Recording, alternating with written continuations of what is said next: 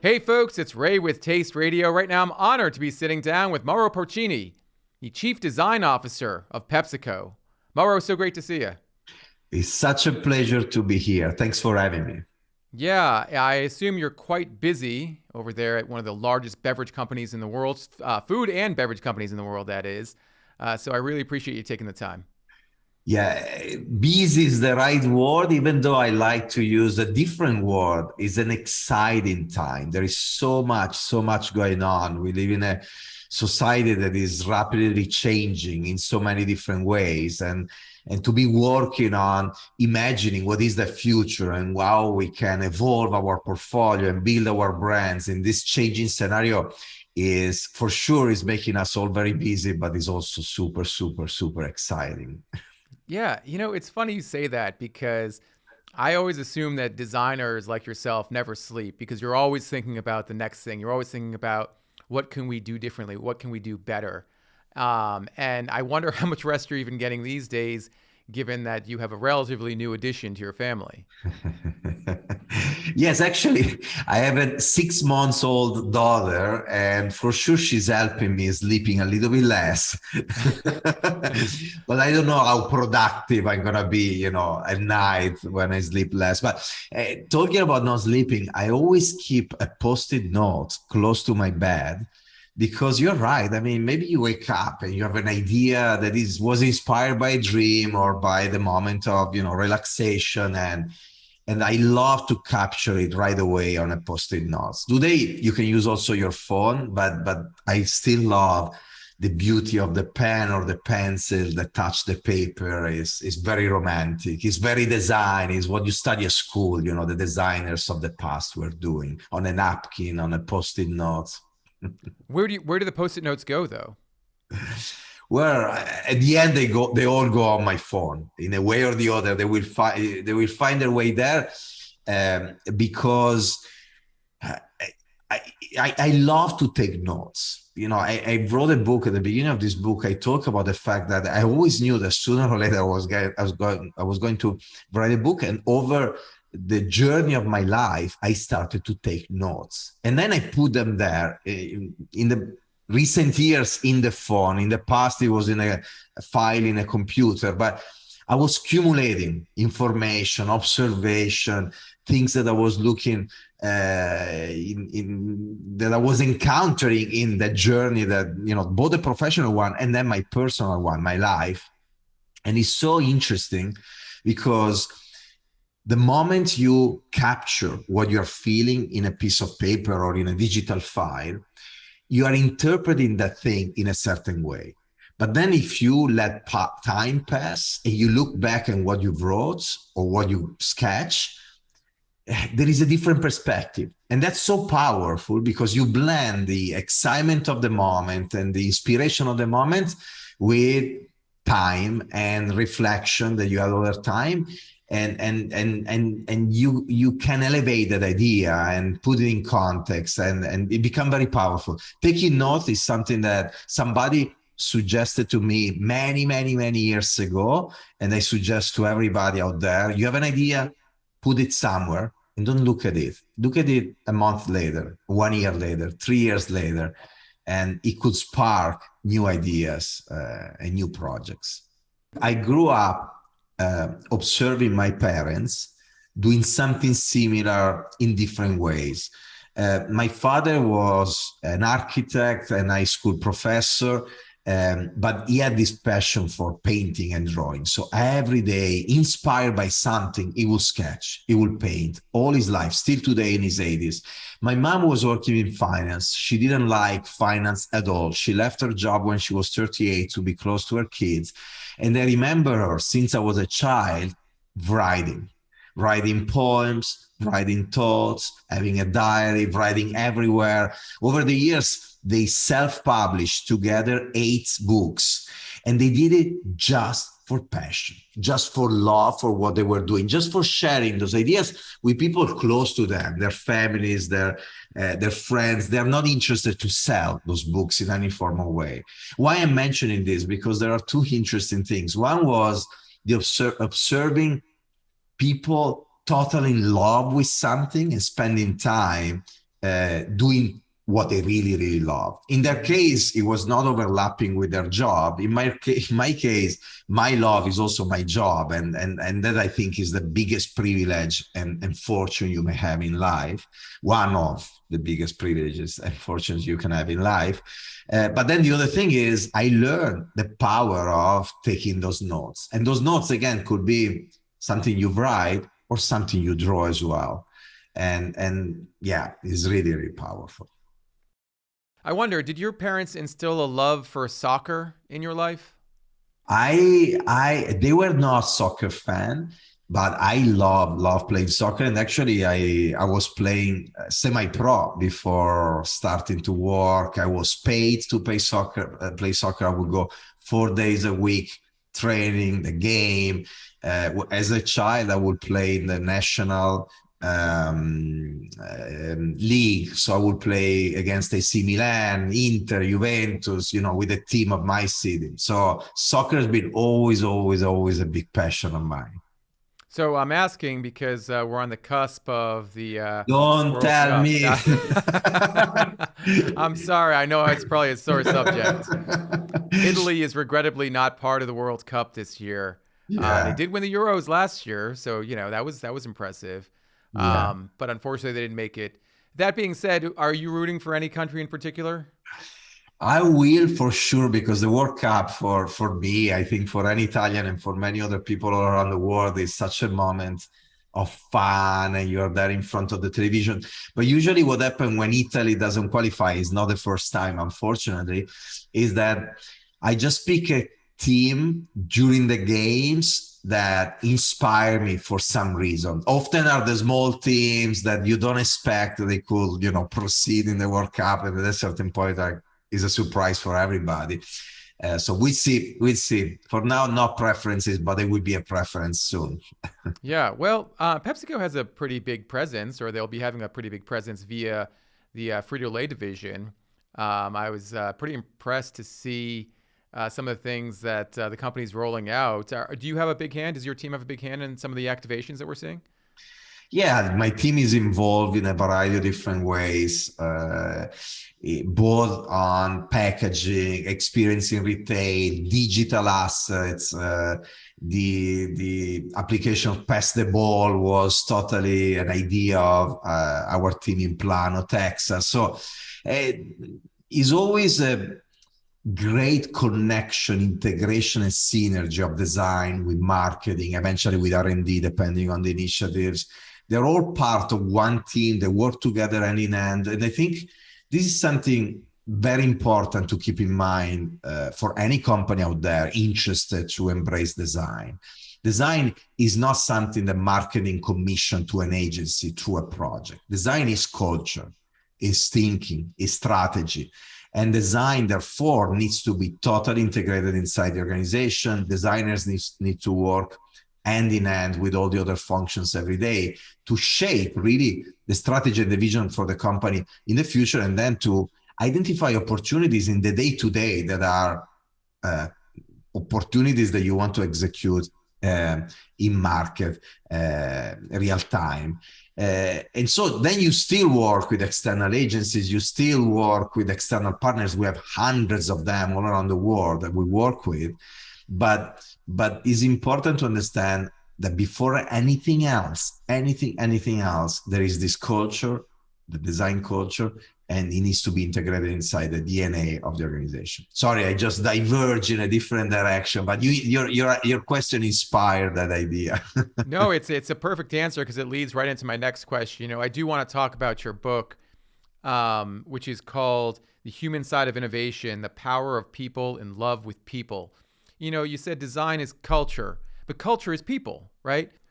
Well, let's start from the subtitle, "The Power of People in Love with People," because in my mind, that's the title. It didn't become the title. It didn't become the title because it would have been misleading. People would have thought that maybe it was a romantic book about love.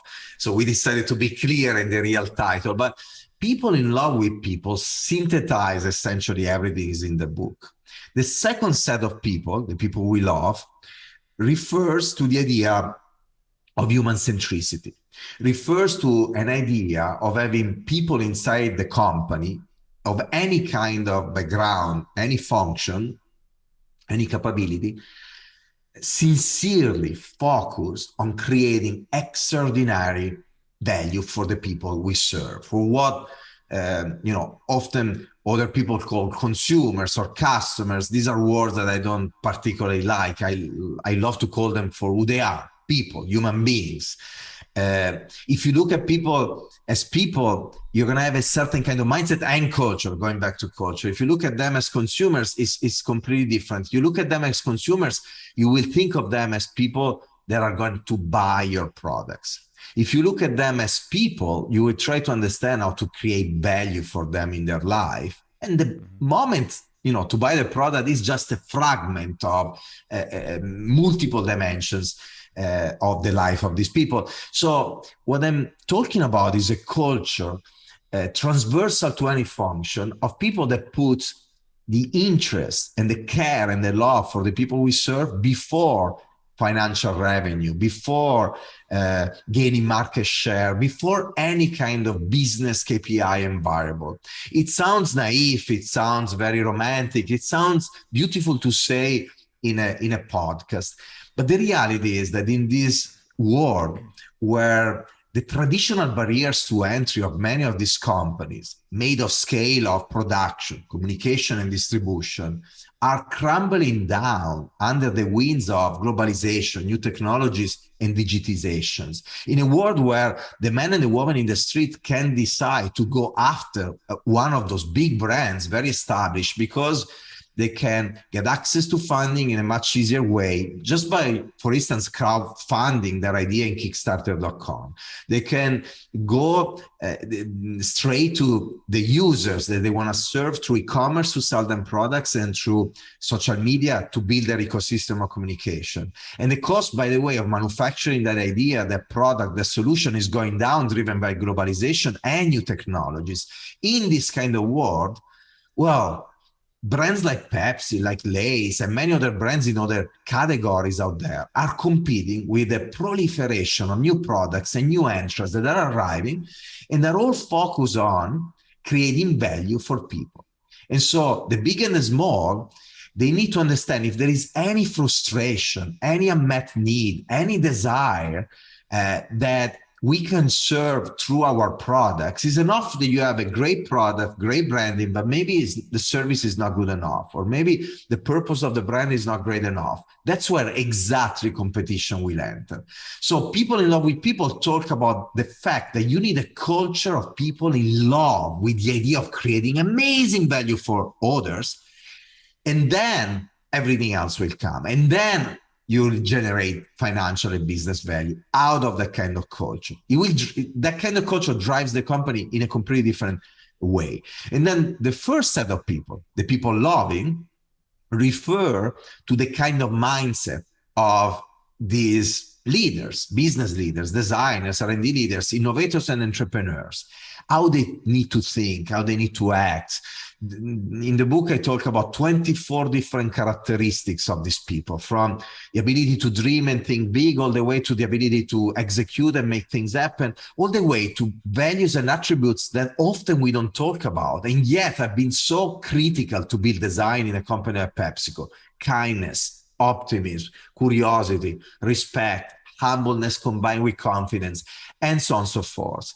These are the people in love. And then love summarize it all in a way or the other. There are three dimensions of love. It's the love for the people you serve. So it's moving from satisfying a customer to loving people. It's the love for what you do, the love that I was mentioning, that I witnessed in my parents when they were doing what they were doing. It's the love that Daniel Goleman in Emotional Intelligence defined as the greatest driver to really be successful in anything you do.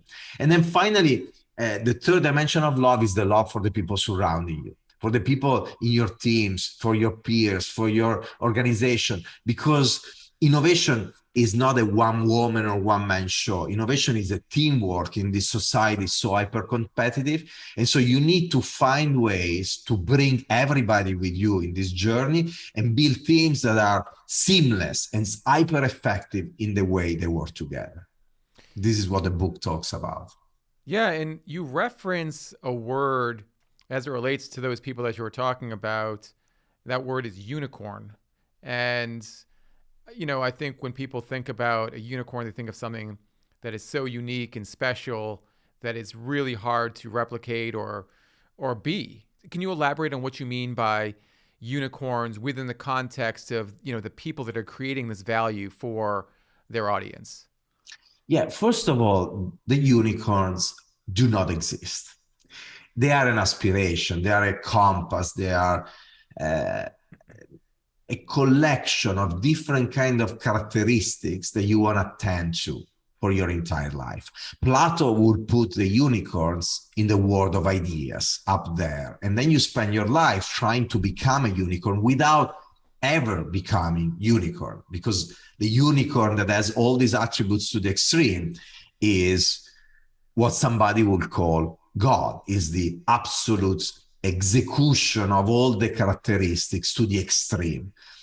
But the beauty of the unicorns is exactly this, that they do not exist. Because the unicorns are people that know that life is a never-ending journey to better yourself, to grow.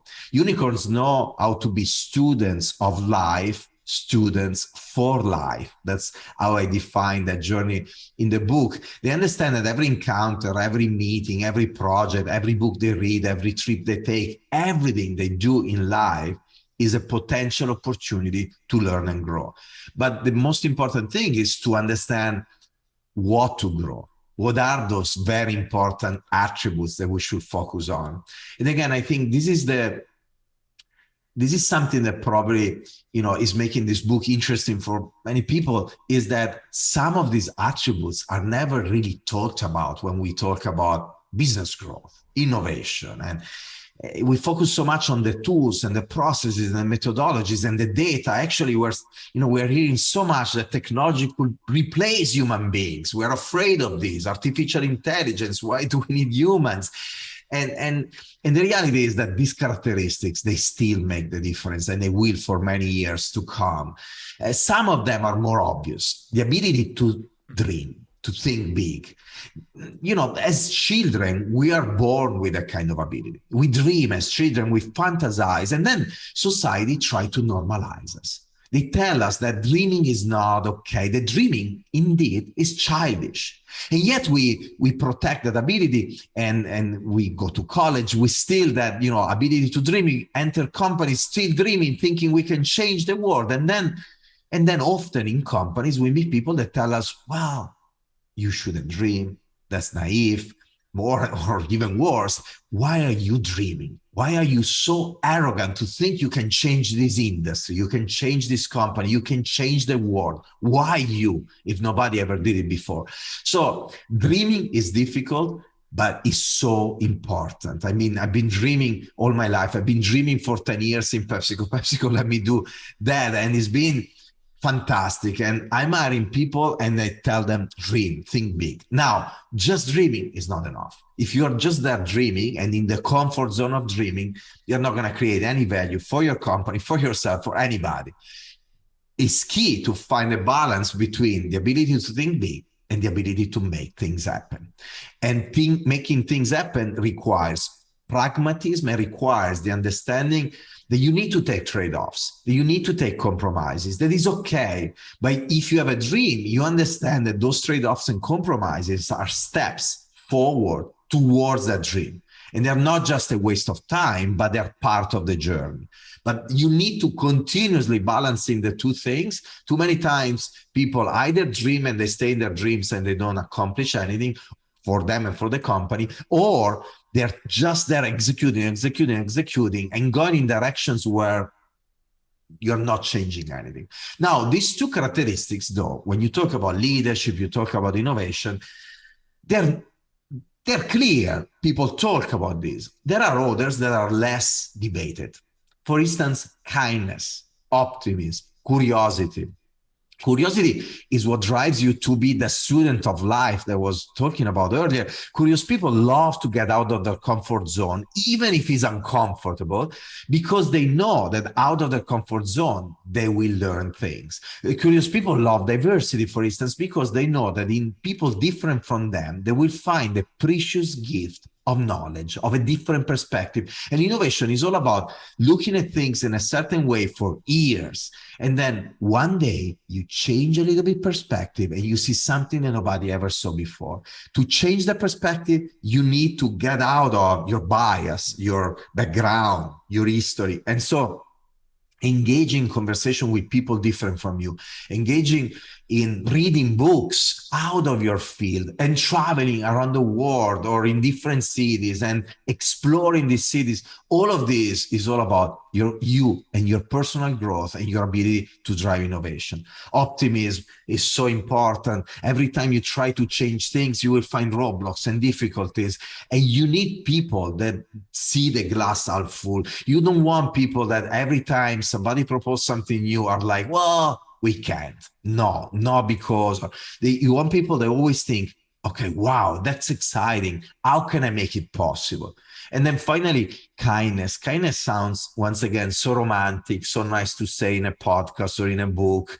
But really, do we need kindness to drive business and innovation?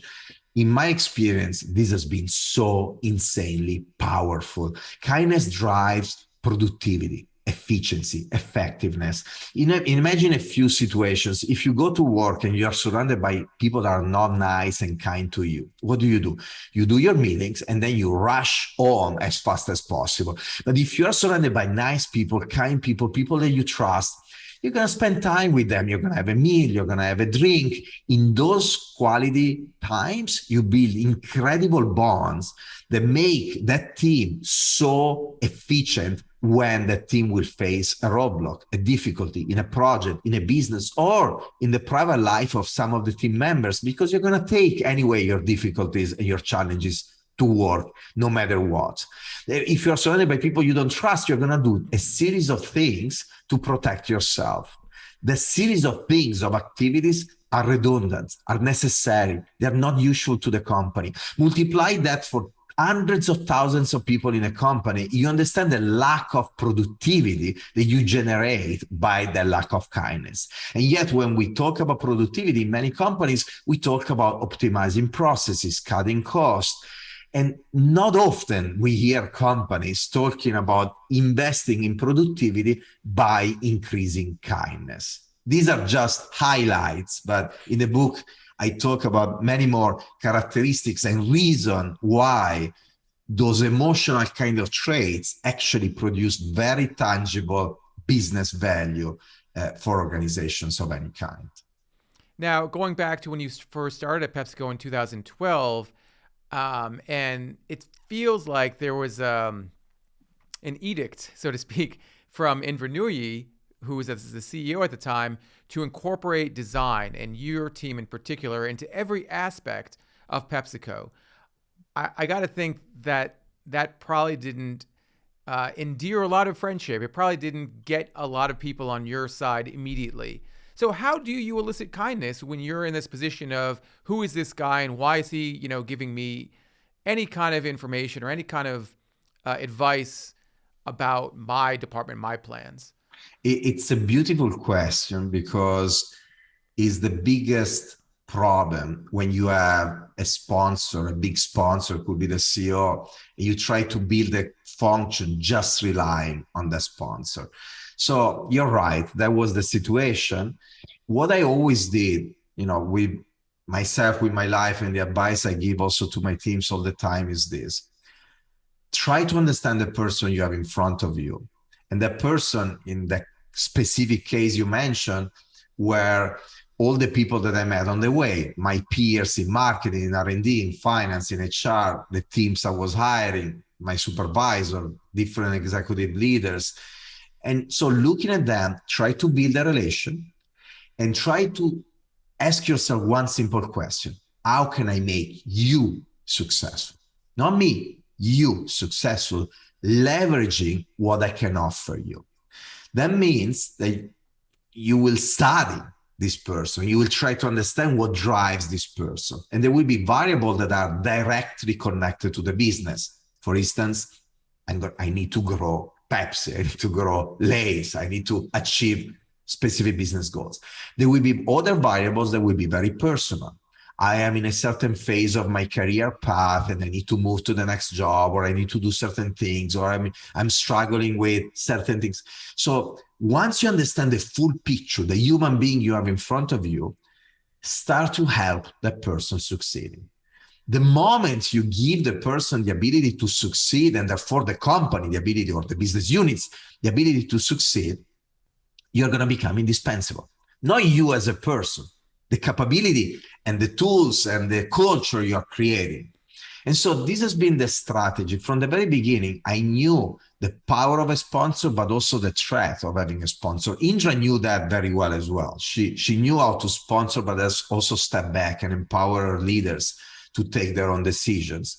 And so what happened is that we built the culture, not just, as often happens, top down with the CEO imposing things, and in this case the chief design officer arriving and burning bridges and being like, okay, I have this sponsor, I can do whatever I want. That's the typical mistake that many companies do, because the sponsor tells these people, well, you are here to change things, you are here to disrupt, so don't be afraid to disrupt. And that's the biggest mistake these people can make, because you do need to disrupt, but in a respectful way, by building bridges instead of burning bridges, by building alliances with others. And so what happened is that on top of the top-down push, there was the bottom-up growth. And we started to build connection and alliances. I mapped from the very beginning, with the help of HR, we mapped what we call the co-conspirators inside the organization, the middle manager that were willing to take a leap of faith and try new things. And with them, we started to build a series of proof points, a series of projects that were showing quickly, speed was key, was super, super important, quickly show some form of value, progress. It doesn't need to be perfect, show progress fast. And give credit to the business leaders, the R&D leaders, the other people that enable you to do that. It's by definition obvious that design was important, because it's what they were leveraging. And so together build bottom up that kind of movement. And so that's why I'm still here after 10 years, and we had two different CEOs, I had multiple bosses over the years. And Ramon Laguarta actually is a great sponsor. Our CEO right now is a great sponsor of design. Under him, we double the size of the design organization from 2018 at the time of Indra. Just in 1 year, we doubled the organization. It was the sponsorship of Ramon, but it's also the sponsorship of all the different executives. They started to see the value and they started to invest in this.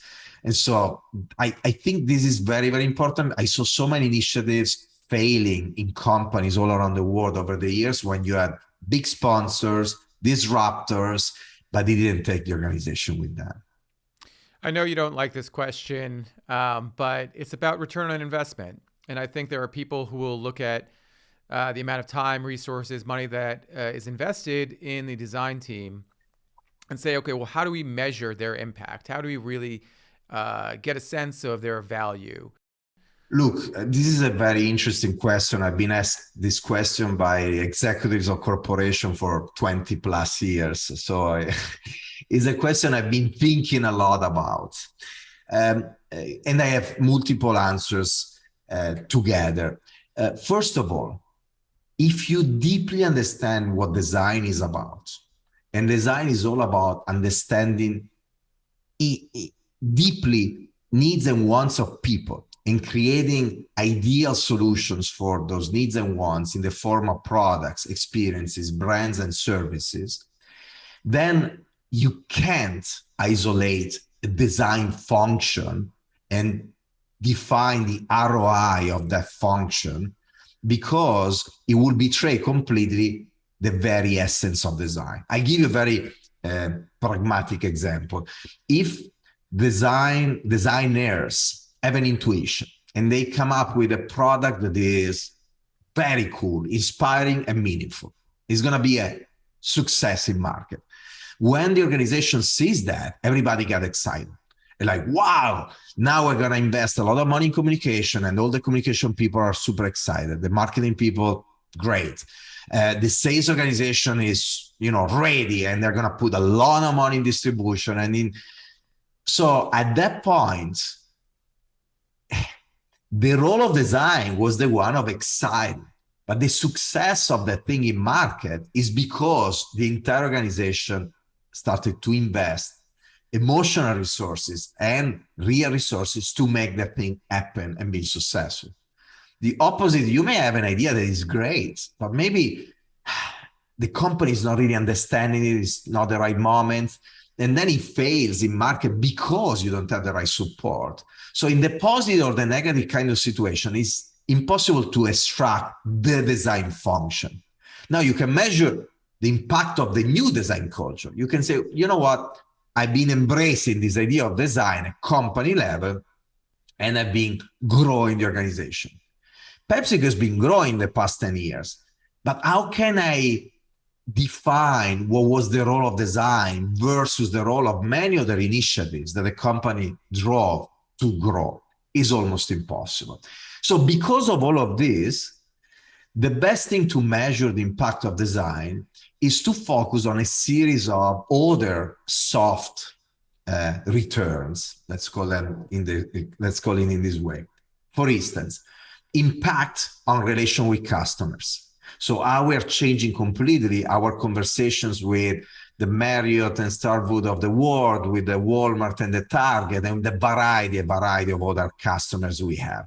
How we engage with them in rethinking the experience in retail, how we're helping them succeeding, and we're all succeeding together. We have an entire team that is focused on designing for customers, focusing on them. The second dimension is design for the consumer, the end user. So how you increase that engagement. And again, you can measure it, but you can also witness it, observing it, how in social media, in a variety of different platforms, people connect with our brands using conversations and words that are really different from the past. So the organization feel it even more before measuring it. Then is impact on your innovation ability that you can measure with the amount of ideas that get to market in a successful way, the amount of patents. There are a variety of different metrics you can use. That is impact on corporate reputation. How that kind of new creative culture is reshaping the image of the company, is enabling you to attract talents, to have a different kind of image in front of shareholders, of customers, of the media, and so on and so forth. Then, of course, is also the impact on the product. You may increase the perceived value of the product, keeping the cost at the same level, or is impact on process. We have been measuring the cost of the design function, both people and facility, in the past 10 years. We started from day one, and we have been comparing it with what would have been the cost of doing the same amount of work with external agencies. And the difference is mind-blowing. I mean, without giving you the specific data, but there is a huge difference. So we've been saving the company a lot of money, hundreds of millions of dollars over the years. And by the way, when I say saving, it doesn't mean we just kept them in our pocket. It means that we reinvested them in doing more design work. So we're able to produce so much more and produce so much more value for the company by investing money in a more responsible way. And so now, instead of just using the perspective of the designers from a shareholder money standpoint, we're being investing the money of our shareholders in a much more responsible way by building a culture of creativity and design and extracting as much financial value as possible from the creative work of these designers in-house. There's an internal benefit. There's a cost benefit to having the design team as part of PepsiCo. This might be a vulgar question, but is there a direct line between design and sales? You talked about how there's a feeling that you can elicit from consumers based on the designs that you create. But at the end of the day, you want them to buy that product. So can you say, design helps sell products? It does, definitely. And it will be enough to understand behavioral science and the way our brain works, how our brain reacts to beauty, just the aesthetic component. Our brain reacts to functionality, to understand that anyway is an important driver of user satisfaction. So there is a connection at psychological level, but then you can see it also in the financial results of what we're doing. The problem, once again, is how do you define what is the role of design versus, the way you have been selling stuff, your presence in distribution, the deals you have with your customers. Is almost impossible to detach the components. But again, it's impossible. I've been in so many juries of design awards, and especially design awards that recognize the business success of these awards. And every time they try to detach design from other variables, they don't do a service to design, because it's a total misunderstanding what design is about. I think a powerful example is the one I mentioned earlier. If design excited the organization to invest 3 times more and to put more passion in positioning the product, selling the products, is design that deserve the credit? Or anyway, still the sales organization was so good at what they did to position in a certain way? Or is both? Obviously it's both at the end of the day. But then what is the problem? Why we're trying to measure the ROI of design? Well, because it's new to many of these companies. And so these companies, often with positive intent, are telling designers, show us the value so I can go to my shareholders, I can go to the rest of the company, I can tell them, look, this is the value we bring. In my experience, the most powerful way to show value is to remember these different areas of value generation that I mentioned. I decodified them at the time of 3M. I came to PepsiCo with this list of things, and then use them with your teams to remind them what they need to do when they lead, I don't know, design for Pepsi, design for Lay's. Your role is not just to work on the project. Your role is to understand how to leverage design to engage consumers in a different way, customers in a different way, to drive a better level of innovation inside the business of Pepsi, how to help through Pepsi the corporate reputation, and so on and so forth. That's your role, is holistic. And then we use these filters to build stories. So we storytell the value that we bring in a variety of different ways, through case studies that we share with our business partners within the company, with our customers, but then also with stories that are tellable outside of the walls of the company. And that's why from the very beginning, we created a PepsiCo Design Instagram platform, an internet site. We started to publish books every year that will send to many stakeholders inside the company and the external world. Essentially, we started to build stories that people can relate with, that show value in multiple dimensions, including, ideally, there is a sales component as well. Through that, we build belief and credibility for the function, and believe that this approach made sense for the company. And through that, we built more people that were willing to invest, sponsors, different kind of stakeholders, co-conspirators, people that have been driving this design culture together. By the way, again, to close, design is not just the designer job. Design is the job of every single function of the company. And it's not just designers' output of what we do, a piece of packaging, a piece of communication, or an experience, or a product. Design is about the way of thinking of the design world. It's this mix between empathy, understanding what is relevant to people, strategy, understanding what is relevant to the company from a culture standpoint, process standpoint, a business model standpoint, and then prototyping. So once you have an intuition about what is relevant to people, what is relevant to the company, you start to prototype in-house, all the way to prototype in market, business models, new products. You fail, you learn, you grow, and you move on. It feels like you have so much runway, you have so much opportunity to take brands in a direction that is unexpected. and is new and fresh. But to do that, I would think that you yourself need to be inspired. What inspires you? Where do you draw your inspiration from? And how do you operate as a leader and designer, when it comes to sourcing new ideas?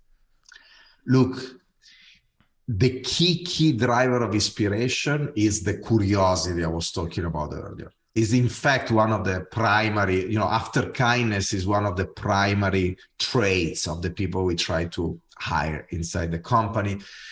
Curiosity drives you to be in the most uninspiring place of the planet and finding ways to be inspired anyway, because it pushes you to look for something that is exciting, even if the context is not that inspiring. So I mentioned curiosity because I think we can offer our teams as many tools and platforms to inspire them as possible. But if you don't have that inner curiosity, they're not going to really work. And so what inspires me every day? Reading books. I mean, in books, there is the concentration of the wisdom of millions and millions of people without any boundary of geography and time. So from history of humanity. And when you write a book, you try to put everything you learn in your life, you condense it in few pages. And we have access to that kind of wisdom. And in books written around the world, probably there are all the answers about any question you may have. They're already there. It's just up to us to find them.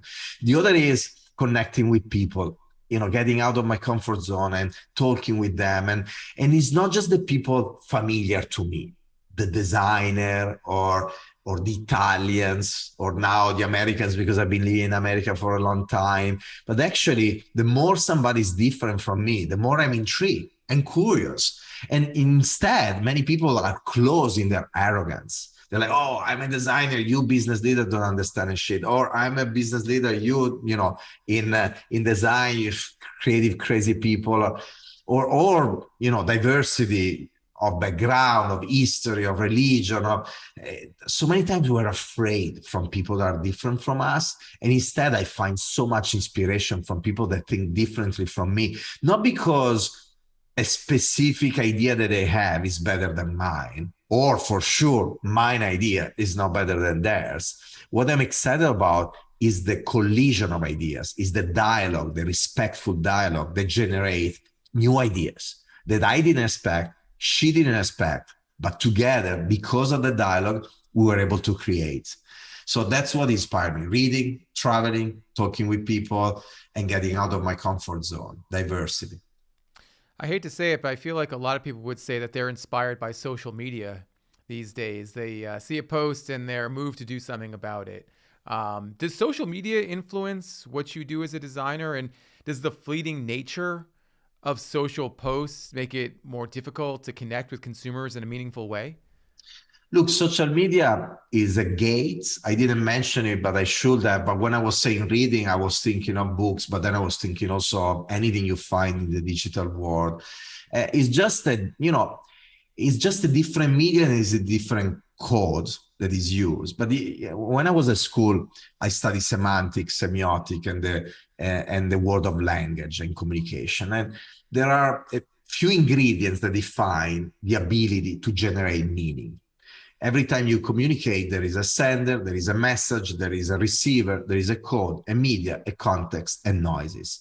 And the meaning is defined by the interaction of all these elements. So in social media, essentially, the media is obviously by definition the digital platform.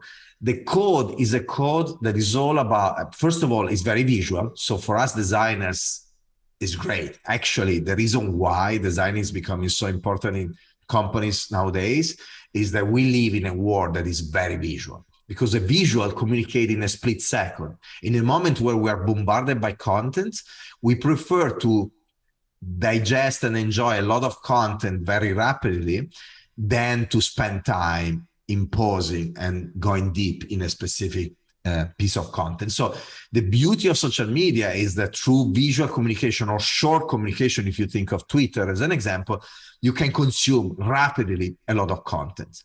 But then it's up to your curiosity and your critical mind and critical thinking to understand where to pause. And so this is what I like of social media. They give me highlights of so many different things in so many different areas. And when I see something, I'm like, wow, this is interesting. Well, the first click brings you to more depth.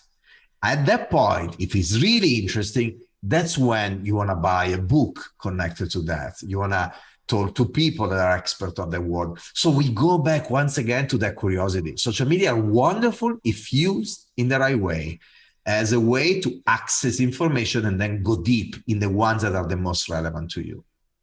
Yeah, I took a slightly negative view on social media, even though I use it all the time. I'm on Instagram all the time. I was looking at your Instagram page recently, and it's great. I mean, just seeing that content, it does motivate you in some ways.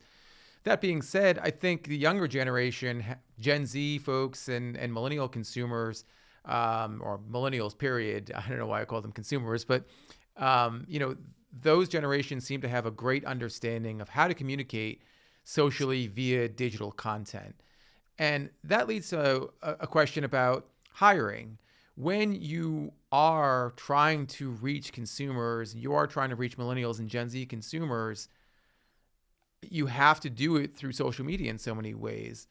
So, do you have to hire, or are you looking to hire folks that have a great understanding of culture via digital content? Or is it more important to hire people who just have a general expertise when it comes to design that can produce great content regardless of the platform?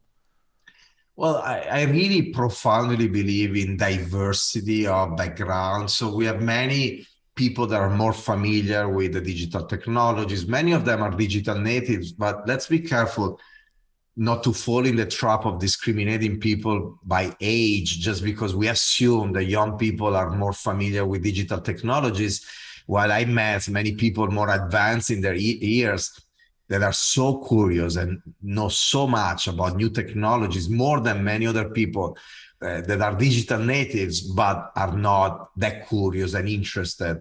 If I think about my nephews, for instance, just to make an example, I have the 8 years old one that he has his own YouTube channel supervised by his parents. He creates content all the time. He started when he was 7, and this content is the actor in the content, and then he assemble it, he put the motion graphic, he does everything, he's director, he's actor, that's a beautiful use of social media. And this is a guy that probably will work in that kind of world and will be one of those people that are familiar with those technologies. The other one is 5 years old. He loves to play soccer outside. He's not that intrigued, in those technologies. He helped the older brother, but he's less about that.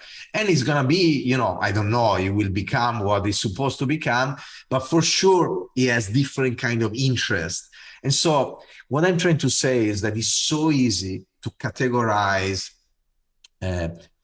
age groups as experts of something, and is the typical mistake we often do. So to answer your question, we look for people that have the kind of sensitivity for the digital world and the right kind of knowledge. We look at them across age groups and categories. But then we mix them also with people that are more traditional in the world of design, that bring in different kind of skills. We try to have the full diversity of skills, and then we try to build a culture that connect them all and can, so that they can help each other, with check and balances to really understand what direction to take, if you're taking something too much to the extreme, if you're not considering other things. So again, diversity of skills is so important in what we're trying to do. I would love to be a fly on the wall in some of your meetings where the recently hired intern from Supreme and the 20-year executive from Nike are in the same room, and how they work It together. happens all the time. Yeah. But look, but that's why, is in the book, but I've been pitching and about this for 20 years. That's why for me, the soft skills are so important, because for the young guy or girl from Supreme and the 20 years or 30 years, a guy with experience in Nike, to connect with each other, you need those soft skills. You need kindness, you need respect, you need empathy, you need, all these things. Those are the things that make people work together in the most effective way and generating the greatest quality you can imagine. You're 10 years in at PepsiCo. Your playbook, if I can call it a playbook, seems to have worked pretty well. Quite well, actually. You need a new one for the next 10 years, though, don't you? No, no, I profoundly believe in consistency of what you do. If you find something that makes sense, keep doing that. But then you need to have the ability to adapt, to flex, to evolve. Again, to understand that you need to keep updating and learning and verifying your beliefs. But what I found out over the years is that once you find certain pillars, certain foundation of that makes sense, and usually they are the foundation connected to the deepest to human nature, to the way we think, our brain is wired. For me, one of the most important filters ever in everything I do is the Maslow pyramid, because we're all driven by those needs: physiological, safety, and then connection with others, all the way to something that is bigger than you and transcend yourself. Everything we do, from building brands to, unfortunately, creating wars in the world, to anything positive and negative, goes back to those kind of needs. And so if what you do, what you believe in, is connected to human nature, and if you're driven by purpose, if you're driven by creating value for people, then that's the playbook. And then you'll adapt to the context that is a cultural context, is geographical, and is defined by time. And so you need that flexibility and that adaptability.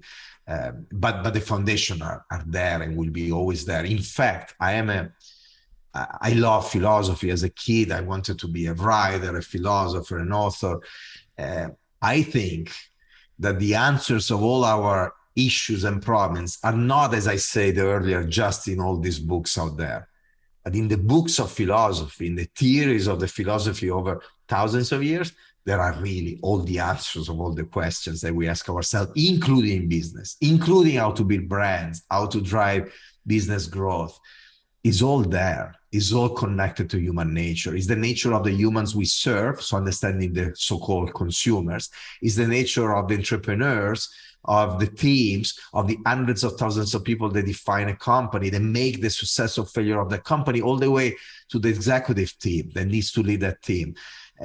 It's really about people. And maybe is a good way to close this idea of people in love with people. For me, became these three words are defining it all. Is really what is the most important. Love the people you serve, is the people you bring with you in the journey, and is the passion for what you do. Well, I've loved every minute of our conversation, Mauro. Thank you so much. I hate to be partial because I love speaking with people, and this is such a great honor for me to be able to sit down with folks like yourself. This has been one of my favorite interviews of 2022, and probably of the entire time we've been doing the podcast. You bring so much energy, intelligence, advice, excitement, and just love, passion for what you're doing. And I hope it's infectious for our audience. Thank you so much once again for joining me today. Thank you so much for giving me this opportunity.